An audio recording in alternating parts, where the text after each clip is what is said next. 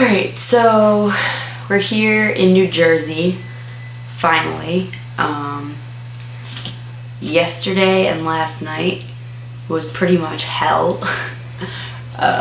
We were walking until almost 4 o'clock in the morning to get here, and it was through the rain, pouring rain, and basically freezing the entire time, and toward the end was really, really hard, and we were all limping like crazy. All my muscles are incredibly tight and tense right now, and pretty much got here to the Dabari Inn, I think it was 3:45, and just collapsed to bed basically. And yeah, was woken up by Holly at like 5:30 in the morning because apparently I was whimpering while I was sleeping, and she thought I was having a bad dream, but it was just from the pain that I was in, because I'm doing a video journal. Are you in there, Sarah? I'm doing a video journal. Oh, okay. Are the keys in there? No.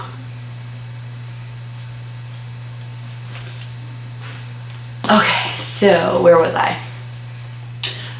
Yeah, so Holly heard me moaning at like 5:30 in the morning, and she thought I was having a bad dream and woke me up to make sure I was okay, and it was literally just because I had shooting pains in my hips and legs, and I'm doing a video journal. Thanks. Again.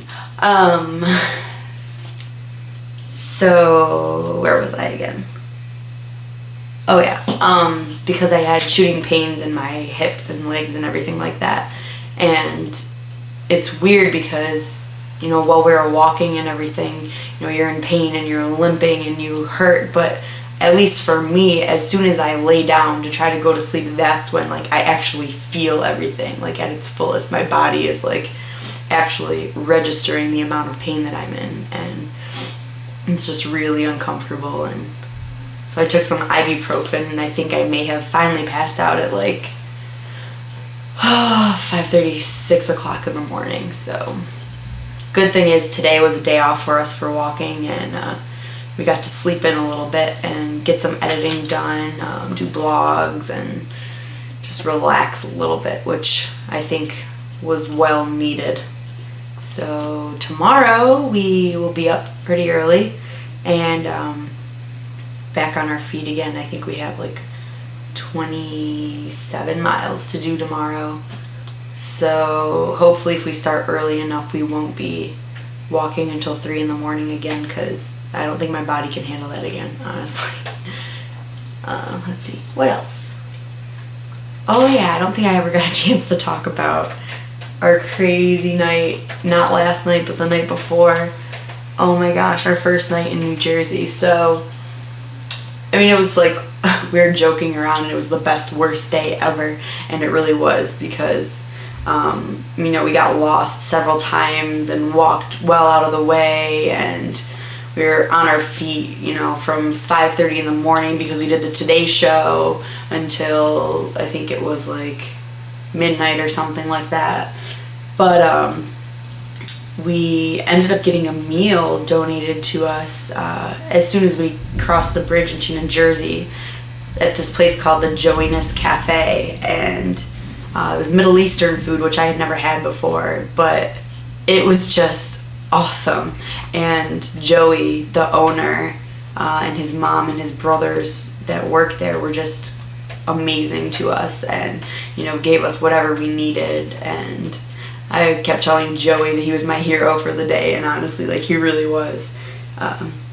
So that was the first little perk, you know, after a long day. And then right after that, we actually somehow missed a street, or wait, no, if I remember correctly, in our directions, it just said Maple, not Maple Street, not Maple Ave, or anything like that. And so we're walking down Main Street looking for Maple, and we never saw it. So we asked somebody that we saw on the street where Maple was, and he pointed us in that direction, and sure enough, we found Maple, just like he said.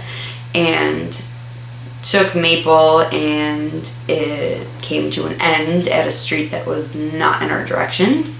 And we quickly realized that we were probably looking for Maple Road or something like that, but it wasn't in our directions. There clearly could have been, another Maple.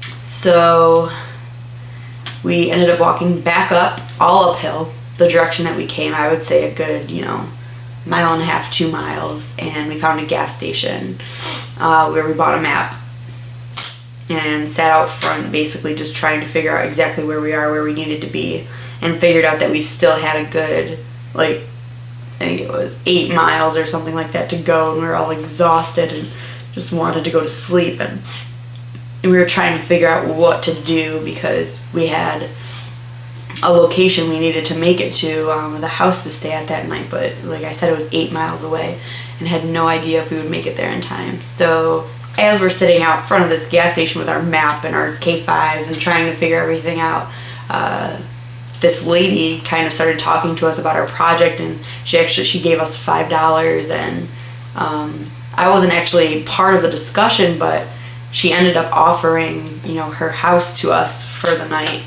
and we ended up doing that. And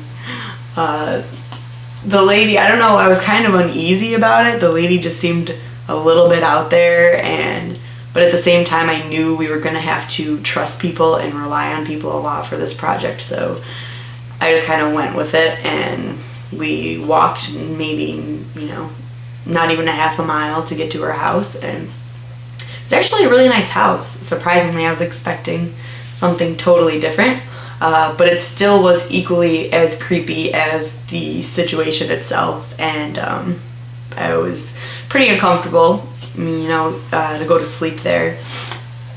And just really creepy things around the house, like skulls and really old photographs all over the place, and some sort of reptile skin pinned up on a wall. And she kept telling us how she was bipolar and her dog was bipolar, and her dog started freaking out like crazy and barking and jumping and wouldn't stop and was growling at her and biting her, and we weren't allowed to go upstairs, and we weren't allowed to film, and I don't know, it was just a really kind of creepy event. And she was trying to separate us, one person can sleep in this room on this couch, one person can sleep in here, and I was like, absolutely not, we're gonna all sleep together. So we just made one big bed on the floor and all slept, in one big bundle, basically, in the middle of the living room floor. Yeah, I don't know. I just kept expecting to wake up and see somebody standing over me or something like that. It was like a scene from a scary movie. So, but in the end, she was a really nice lady, and she helped us out a lot, and she went out and got us breakfast, and she had all these blankets for us, and she gave maps to us, and just really helped us out a lot. But we're still pretty much convinced that there's something not exactly right there, that for her not to want to be on camera so desperately. And I don't know. We have all our different theories about that whole situation, but turned out good in the long run, So yeah, I don't know. It's kind of nice to know that there's still decent people out there, Kind of lose track of that sometimes in your day-to-day life, I guess. But so yeah, I guess I'm going to take the most amazing shower ever again before we head back out on the road, because who knows when I'll get to do that again. And the one I got to take this morning was absolutely amazing. So, alright, I guess that's it for now.